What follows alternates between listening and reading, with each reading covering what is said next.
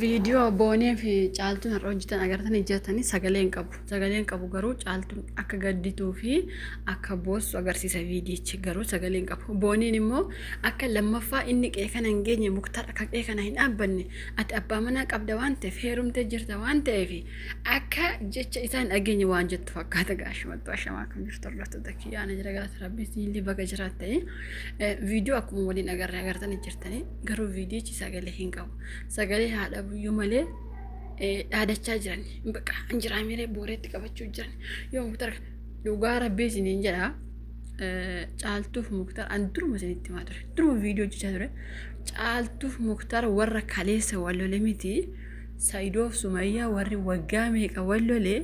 yoo isaan umarratti walitti hin deebine himan agartan har'a Saayidoon abaluu sapiraayizii godhee abaluu fuudhee abaluu sana kanas jechaa ooluu danda'a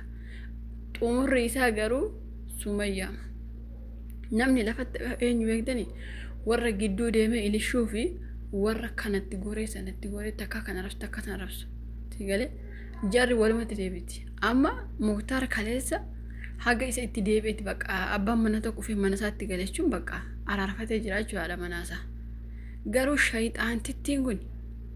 nadhitti kana ummaa caccabsee qooyaan oosheen suni amma haadha manaan qaba eenyu fuudhe jedhaan ooshee fuudhe moo boonee sanatti fuudhe bar oosheetiin booneetu fuudhe yoo jenne hin dabbara dhugaa rabbi ani yeroo baay'ee dubartiin akka dhiiraaf gootu na jibbisiisti dhugaa rabbi dubartiin kamuu ati dubartii jamtee taanaan dubartii bakka akka dhiiraa bakka jechuun istaayiliin akka dhiiraa dubbiin akka dhiiraa bakka afaan bananii iyyuun kuni osoo hafee tooyisamee hin dabbara mee warri naannoo boonee taatan gorsa maaltu haadha manaa fi abbaa manaa gidduu harka facaasise jarri walloltee dhiiste amma caaltuun muktaariin hin jaalatti garuu rakkoon ishee maali beektani oduu nama ageessi kana badde amma ishee muktaariin akka malee jaalatti amma too isin muktaariin dhiisi caaltu jettanii na amana caaltuun muktaariin dhiiftu hin jaalatti garuu jecha namaatu adda isaan baasu jira keessumaa booneen kun bakka gaa'ilaa geesse taanaan diigame shayxaanan barbaachisu fiinshee ishee shayxaana mataan ishee booneen kun dhugaa rabbi shayxaana jennaan shayxaanas tokkoffaa akkuma itti wanti waliin jiraatu ooshin rabbiin haa beeku ooshin akkuma itti ishee waliin jiraatu rabbiin haa beeku dhugaa rabbi kuni maraatu bakka waan dubbattu waan keessu waan nyaattu akka godhu ergi deessee kaate immoo ittiyyuu akka tokko taate kaate dhugaa rabbi dubartiin gaafa deesse jijjiiramti yoo amala badaa qabaatte gara gaariitti yoo gaarii qabaatte immoo gara badaatti jijjiiramti jedhu kun yeroo duraallee amalli ishees ammas duras tokko ittiyyuu badduu taate dhugaa rabbi gaa'ela ofii hanfeeti gochuu dandeessi garuu caaltuu fi muktaar gidduu sobaate gaarii okay namichi ambaasaaddariin keessan kun eenyu maqaan isaa firooma firiettanii abbaan manaa caaltuu kun otoo muktaar ta'e jechuun amma caaltuun maal jette qalee osoo yerummaa qabaattee agixee isa reebdaa jette osoo haadha manaa of jalatti hin reebbatin dhiira bakka itti reebuun faayidaa hin qabu maaliif dubartiidha ka dhiira ofitti waamu osoo dhiirummaa qabaatte agixee achitti reebdatte amma kaleessa caaltu agixee isa waammattee reebda malee naannan tuqxu gibbii kiyya keessatti ufteetti hin danda'amu dursa haadha manaa isaa reebbatee adabatti gochisiisee booda dhiirri tokkommoo yoo dirqama ishee qabachuu yookaan ishee gudeeduu yaale dhiira sana qe'ee rukutuu ajjeesuu danda'a garuu osoo haadha manaa fi abboommatiin ala bahanii abbaa manaa nama kabiraa arrabsuu hin danda'amu akkamitti baay'een keessan muktaar osoo hirummaa qabaattee isaaf agxaa isheen dubartiidha dubartii miti ka dhiiratti kokkolfee dhiirri ka gara ishee ofuu kan godhu dubartii miti amma caaltuun kun osoo gurbaa kana ofitti waamne ta'e maaliif ufa hin ofu bar dhugaa rabbi kanaafuu caaltuu dursa abboommachuu qaba gorfachuu qaba warri koomentii hundi keessan boonee kana bayi jireenya ishee keessaa jira jireenya caaltuu keessa haa baatu ka ofiiyyuu hin beektu boonee kun dhugaa rabbi ka isheeyyuu wallaalameetu jaarsummaan sagal ku'an taa'amaa wala ergummaa eenyu waliin ooshee waliin wal fu'anii jaarsummaan gidduu isaaniitii beeka arris jaarsummaa polis jaarsummaa gaafii osheen barbaadutti isa yookiin dubartii tasgabbooftee osheen barbaadutti miti yine alfallagim yine bakka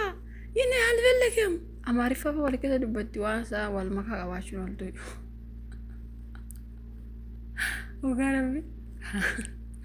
warreen afaan amaariffa wal keessa maktan kuni akka makaan fakkaatan itti jiraamire akkas makachuu amma sanyii mi'aanii gaafa faca'u akka naannoo keenyaatti wal makaa jedhama waan akkasii wal makaan akkasii kun immoo hin ta'u booneen kun amma akkasii wal makaa zi'uma jettee inni alfallagim inni jechuun ani amaarinya hin beeku dhugaa rabbi kanaafuu amma namni sirriitti jireenya isaanii diiguu jiru booneedha jechuudha malee caaltuun jaalatti jirti sirriitti muktaare amma caaltuuf muktaar walitti deebi'uu namni orke booneedha boonee immoo warri koomanti gidduutii bahii jedha dhugaa rabbi isin jedhani bara ani koo yeroo dura viidiyoo isin hojjechaa ture maashinii jechaa ture muktaariif caaltuun walitti deebi'u waliin dhiisanii isin jechaa ture isin garuu baay'een keessa lakki haanna akkasumatti haanna muktaar gara biraa aqeeyyuu isheen dhaquu qabdi jettan dhiirri tokko yoo dubartii biraa dubartiin dhaquu qabdi yoo dhiirri tokko fakkeenyaaf dubartii biraa aqe mana manatti si dhaquu qabdi akkamitti aarii jechuudha dugda deeffannaadha hin danda'amu akkasitti isinii galee akkasitti hin danda'amu baay'een keessan amma anillee abbaan manaa kiyya dubartii biraa aqe anillee dhiira biraa dhaqaa jechuun hin danda'amu yoo ulfoofte yeroo jedhaan bar namicharraa amma hordoftoonni kiyya baay'een keessan gara caaltuu turtan amma garuu gara muktaarii deebitan maaliif hime dhugaa muktaar bartan ka'an duruma isiniin jedhe muktaar dhugaa qabaa haadha manaa isa namatti irraa fudhatte hin dhaalame fayyaa dhaalame isiniin jedhe baran duru garuu isin munne diddene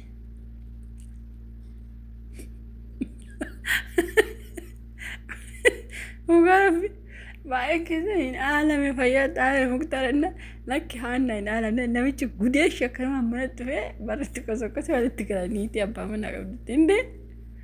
jechuudha dhugaa rabbii fayyaa qabdanii muktaari koo fayyaa dhaalame hinda'uun caaltu ija ishee tokko keessaa balleessuu qaba boonee kana immoo ija lamaan keessaa baasuu qaba dhugaa rabbii boonee kana ija lamaan keessaa baasuu qaba caaltuu garuu dirqama ija ishee tokko balleessuu qaba yeroos adabattee teesse hinda'uun dubartoonni osoo abbaa manaa qabdanii abbaan manaa kun irratti fuudhattanii kateessa qolattanii fiiginame ta'a kuma deebi'a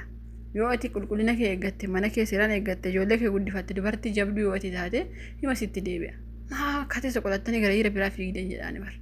dhugaa rabbi akkam akkan fiigidiisaa beektaniiyyu indee kanaafuu booneen gidduu isaanii ergi galtee adda fagaachuun isaanii waanuma oolle garuu boonee akka gidduutti baatu koomentii ishee yaada isaanii jalatti kaafi